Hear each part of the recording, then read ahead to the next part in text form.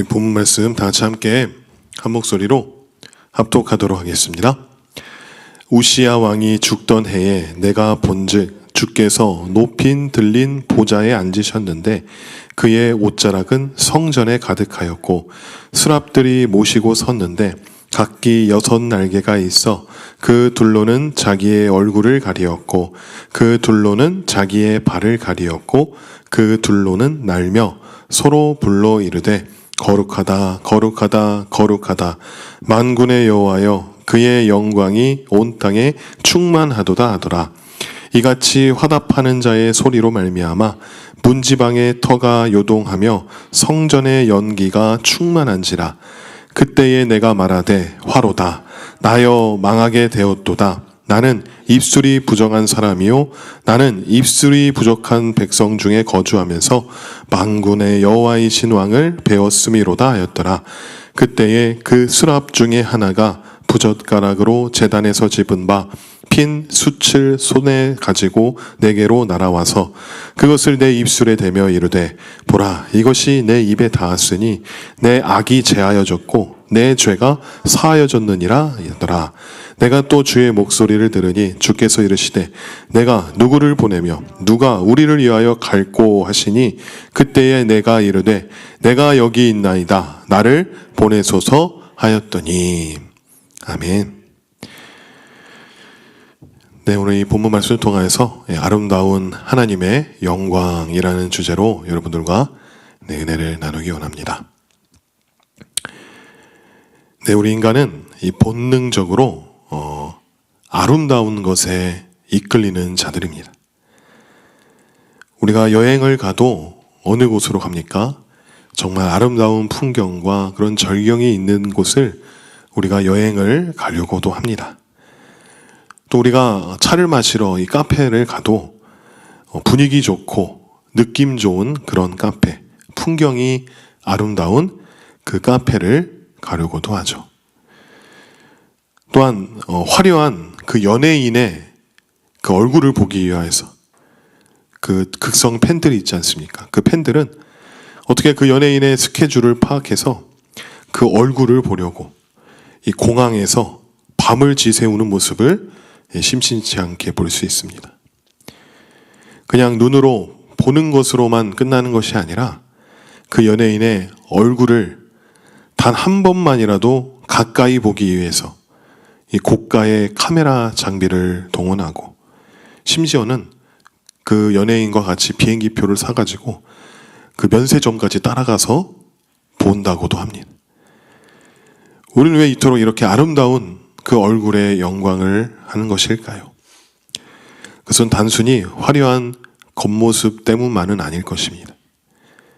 인간의 본성 깊은 곳에는 그 완성된 아름다움을 마주했을 때 그 느끼는 형언할 수 없는 기쁨과 만족에 대한 그 갈망이 있기 때문입니다. 안구정화라고 하죠. 정말 아름다운 것을 보면 우리의 시선은 고정되고 이 잠시나마 그 현실의 고단함을 잊게 됩니다.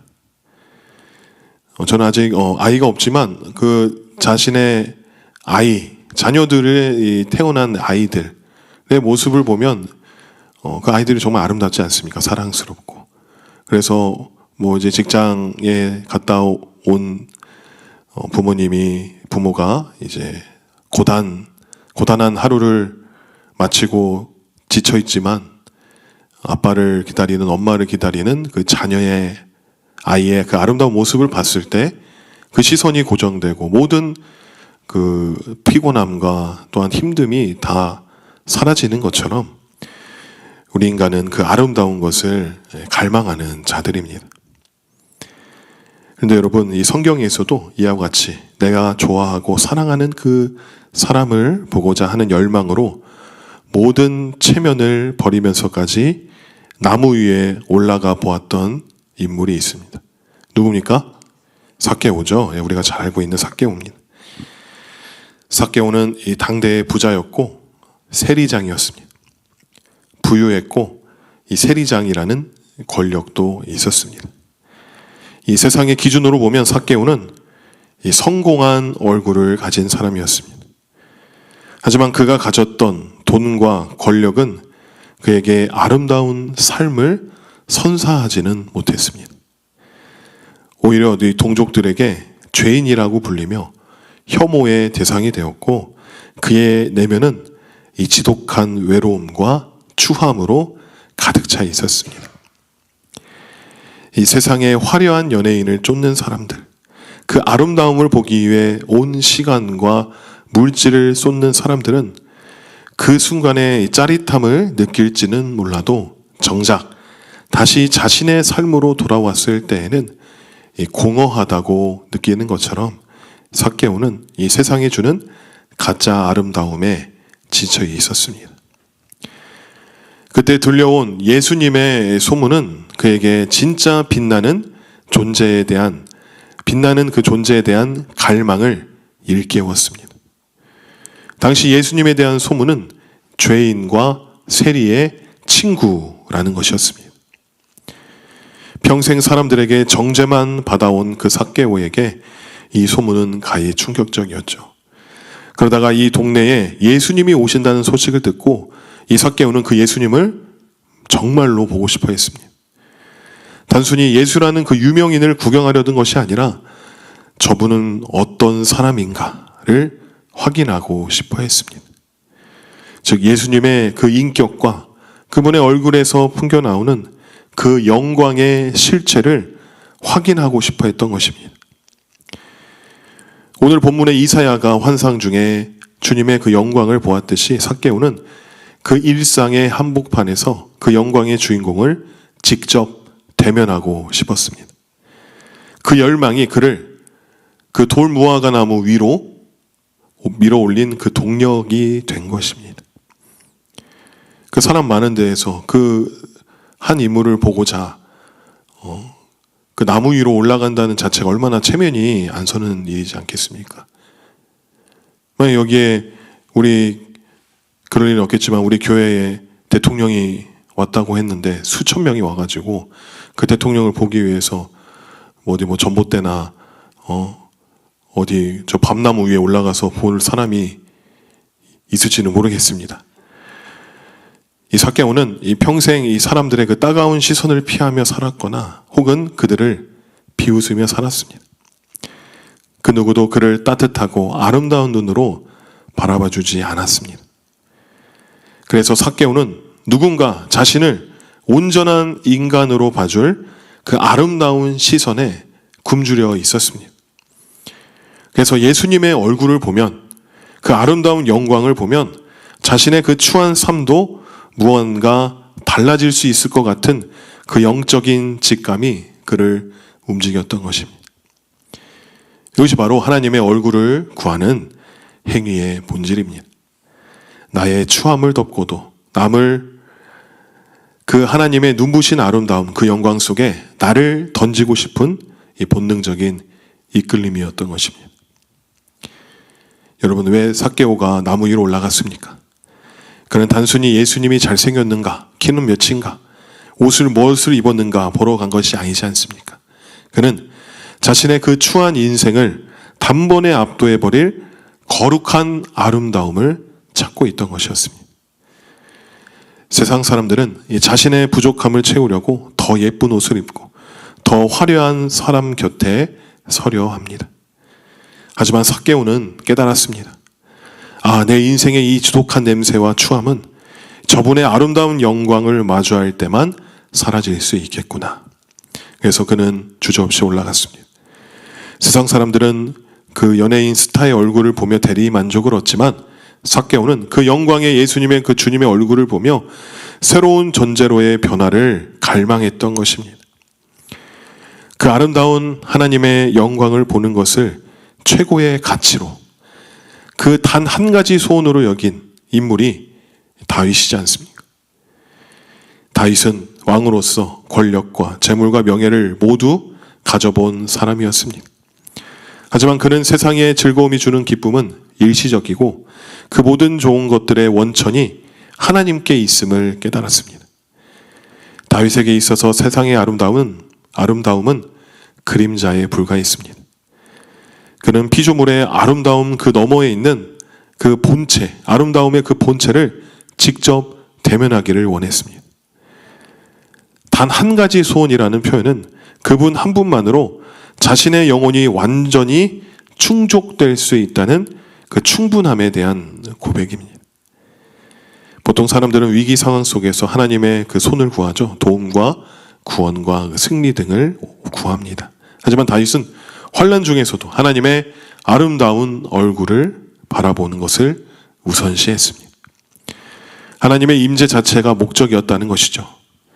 다윗에게 성전은 단순히 제사를 드리는 그런 장소가 아니라 사랑하는 이의 얼굴을 보는 만남의 장소였습니다. 바라보며 사모했다고 했습니다.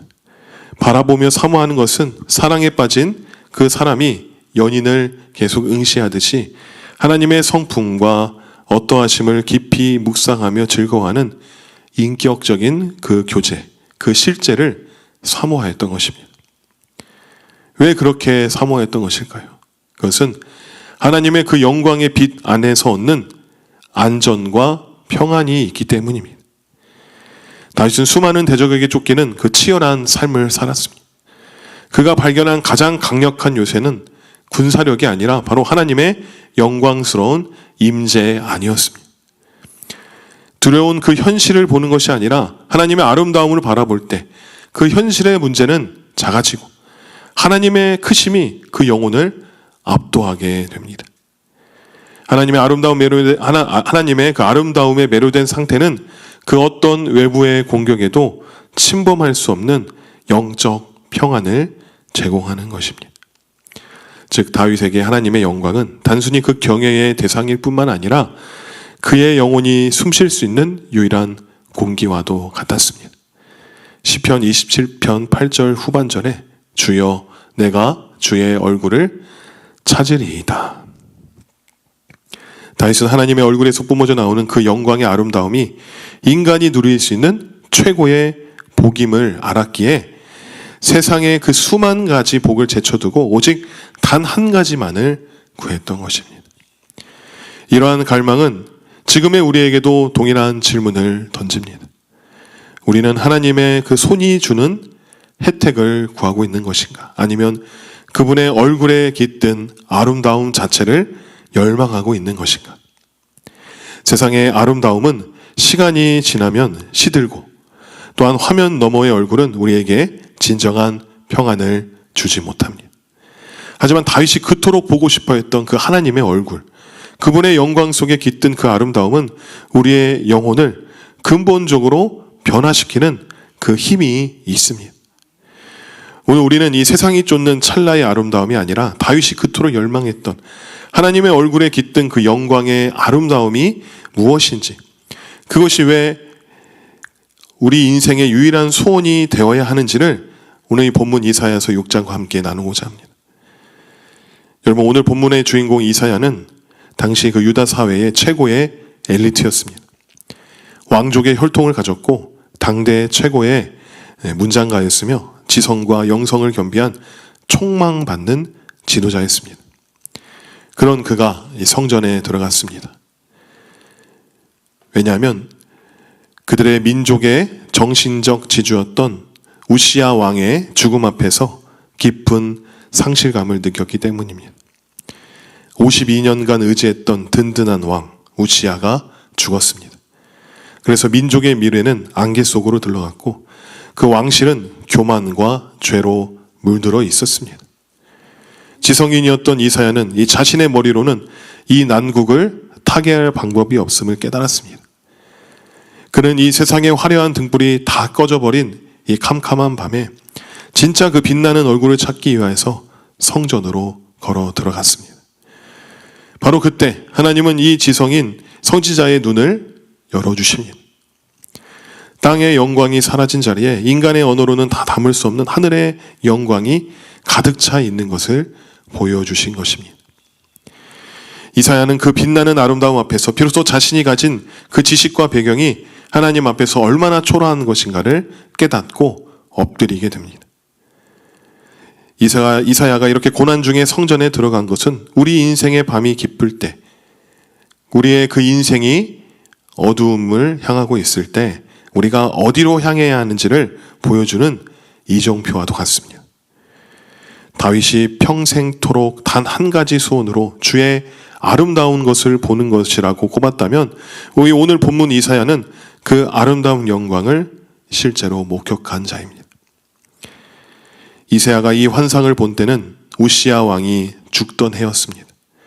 국가적 소망이 끊어지고 어두운 현실이 그 얼굴을 드러날 때 하나님은 이사야의 눈을 열어서 진짜 아름다운 영광을 보게 하신 것입니다. 본문 2절과 3절을 보시면 이 스랍들이 모시고 섰는데 각기 6날개가 있어 그 둘로는 자기의 얼굴을 가리었고 그 둘로는 자기의 발을 가리었고 그 둘로는 날며 서로 불러 이르되 거룩하다 거룩하다 거룩하다 만군의 여호와여 그의 영광이 온 땅에 충만하도다 하더라. 여기서 스랍은 이 천사를 말하는 것이죠. 이 스랍들조차도 두 날개로 얼굴을 가려야 할 만큼 하나님의 영광은 눈부십니다. 이것은 가까이 갈 수 없는 빛이고 모든 불순물을 태워버리는 순결한 아름다움입니다. 그렇게 그가 하나님을 보았다라는 말은 당연히 육신의 눈으로 직접 눈으로 봤다는 말이 아니죠. 하나님은 우리 육신의 눈으로 볼 수 있는 분이 아니기 때문입니다. 그의 말은 영의 눈으로 보았다는 말입니다. 영으로 봤다라는 것은 성령으로 그의 마음의 눈을 열게 하여서 그로 하여금 하나님을, 즉 하나님의 영광을 보게 하셨다는 것입니다. 하나님은 이사야에게 하늘의 보좌에 앉으셔서 온 우주 만물을 주관하시며 인류의 역사를 주관하시는 주권적인 통치자로서의 하나님, 창조된 피조물과는 근본적으로 구별된 창조되지 않은 창조자로서의 그 거룩하신 하나님을 성령으로 말미암아 계시해 주신 것입니다. 하나님의 영광이 왜 이토록 아름다울까요? 하나님은 거룩하기 때문입니다. 거룩은 단순히 깨끗함이 아니라 하나님의 모든 성품, 그 사랑과 공의와 그 성실이 한 점의 오차도 없이 완벽하게 조화된 거룩하신 분이시기 때문입니다. 세상의 아름다움은 이 성품이 결여된 그 겉모습, 외모뿐일 때가 많지만 하나님의 아름다움은 그분의 존재 자체가 오름과 선함으로 빛나는 상태입니다. 그리고 그 영광이 온 땅에 충만하게 펼쳐져 있습니다. 성전 안에만 갇혀 계신 분이 아니라 온 우주에 그분의 그 지문이 찍혀 있습니다. 우리가 이 자연과 예술에서 느끼는 이 파편적인 아름다움은 모두 이 원본의 영광에서 흘러나온 것입니다. 그 거룩하신 하나님을 보았을 때 이사야는 자신에게 대해 발견한 게 있습니다. 5절 말씀에 그때에 내가 말하되 화로다 나여 망하게 되었도다. 나는 입술이 부정한 사람이요 나는 입술이 부정한 백성 중에 거주하면서 만군의 여호와이신 왕을 배웠음이로다 하였더라. 하나님의 얼굴, 그 영광을 구한다는 것은 단순히 기분 좋은 경험이 아닙니다. 우리가 어두컴컴한 방 안에서 지내다 보다가도 그 방 안에 강렬한 햇빛이 들어오면 어떻습니까? 내가 머물던 곳에 퀭한 그 먼지가 선명히 보이게 됩니다. 이렇듯 하나님의 아름다움 앞에 서면 하나님의 그 영광 앞에 나의 모습을 보면 나의 추함이 적나라하게 보이게 되는 것입니다. 주님의 영광을 보게 되면 나의 추함이 적나라하게 드러낸다. 우리는 이 베드로를 통해도 우리 알 수 있죠. 베드로는 밤새 그물을 던졌지만 얻은 것이 하나도 없었습니다. 그런데 예수님의 말씀 한마디에 그물이 찢어지게 물고기가 잡혔습니다. 보통 사람 같으면 대박 났다며 좋아했겠죠. 하지만 베드로는 그 대박난 물고기를 보지 않았습니다. 대신 그 물고기를 잡게 하신 그 예수님의 얼굴을 바라봤습니다. 그리고 그 얼굴에서 풍겨나오는 인간으로서는 감당할 수 없는 거룩한 영광의 광채를 보았습니다. 그 아름답고 거룩한 빛이 베드로의 그 심령을 비추니 그동안 숨겨왔던 자신의 초라함과 그 죄성이 적나라하게 드러났습니다. 그래서 그는 물고기를 뒤로 한 채 예수님께 무릎 꿇었습니다. 주여 나를 떠나소서 나는 죄인이로소이다. 사실 베드로의 이런 반응은 상식적으로 이해되지 않습니다. 물고기를 이렇게 많이 잡게 해준 분이라면 앞으로도 저와 함께하며 저를 떼부자로 만들어 주십시오라고 해야 맞습니다. 하지만 오히려 그는 나는 죄인입니다. 나를 떠나소서라고 외칩니다.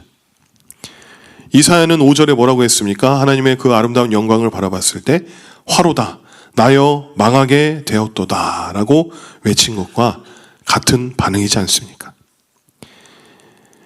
하나님의 아름다움이 너무나 눈부셔서 자신의 추함이 그 빛에 타 죽을 것 같은 이 공포와 경외심이 동시에 몰려왔던 것입니다.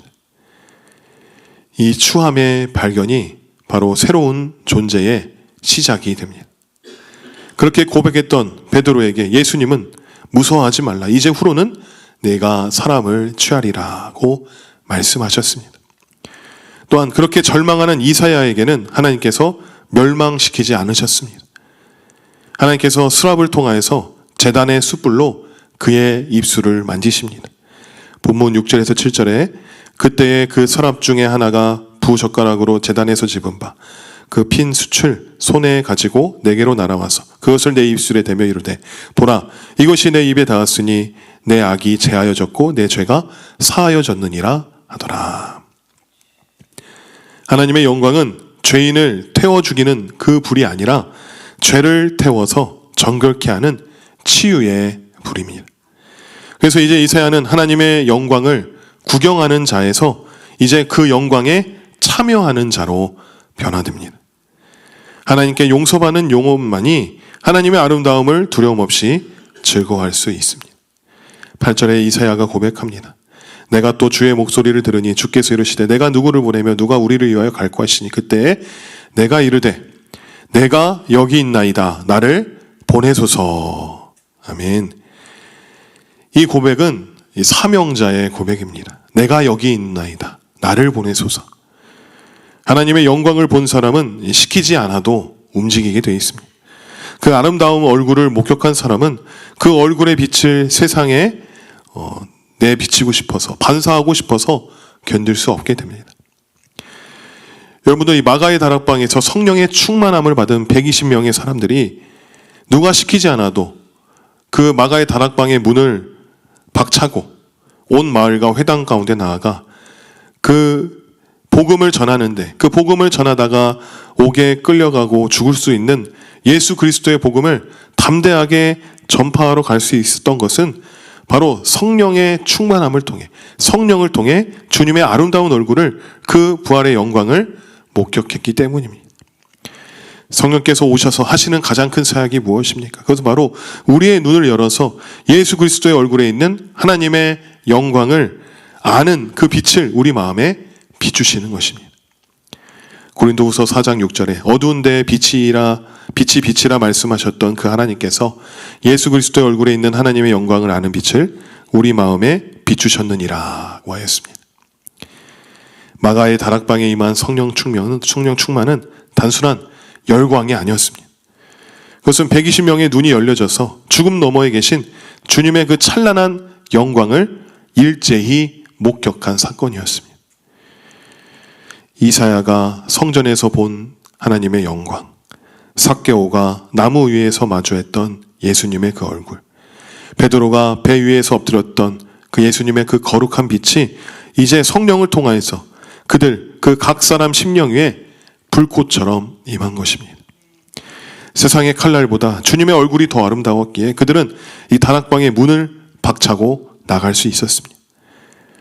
사랑하는 성도 여러분, 우리에게 필요한 것은 바로 이 성령의 조명하심입니다. 내 삶의 위협보다 더 크고 아름다운 그 주님의 영광을 성령으로 통해 성령 안에서 대면할 때 우리 또한 내가 여기 있나이다 나를 보내소서라고 외쳤던 이사야의 사명자로 살아가게 될 줄 믿습니다. 이제 우리 자신에게 이제 물어봐야 합니다. 나는 지금 무엇을 바라보고 있는 것인가? 나는 지금 무엇에 매혹되어 살아가고 있는 것인가? 우리가 세상의 화려한 영상과 사람의 아름다운 얼굴에 마음을 빼앗겨서 이 공항에서 밤을 지새우고 이 고가의 장비를 동원하는 그 열정에 그 10분의 1만이라도 과연 하나님의 영광을 보는 일에 쏟고 있는 것인가?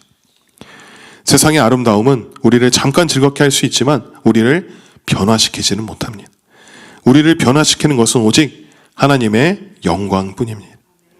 그래서 우리에게는 성령의 조명하심이 절실히 필요합니다. 이새야가 지식으로 하나님을 알 때에는 거꾸러지지 않았습니다. 그러나 성령께서 그의 눈을 열어 이 보좌의 영광을 보게 하셨을 때는 그는 무릎을 꿇고 주님 앞에 나아갔습니다. 그리고 변화되었습니다. 우리의 지혜와 노력으로는 하나님의 아름다움을 다 담을 수 없습니다. 그리고 하나님의 영광을 본 자만이 진짜 나를 발견하고 진짜 사명을 깨닫습니다. 베드로처럼, 이사야처럼 주님의 거룩한 빛 앞에 서면 나의 추함이 적나라하게 드러날 것이며 우리가 그때 회개할 수 있지 않겠습니까? 그 빛은 우리를 태워 죽이는 심판의 불이 아니라 우리를 정결케 하여 다시 살리는 치유의 불입니다. 나의 죄인됨을 깊이 깨닫는 그 자리에서 비로소 내가 여기 있나이다, 나를 보내소서라는 위대한 사명이 시작될 줄 믿습니다. 그리고 그 영광의 아름다움에 압도당할 때 우리는 비로소 세상을 넉넉히 이길 수 있습니다.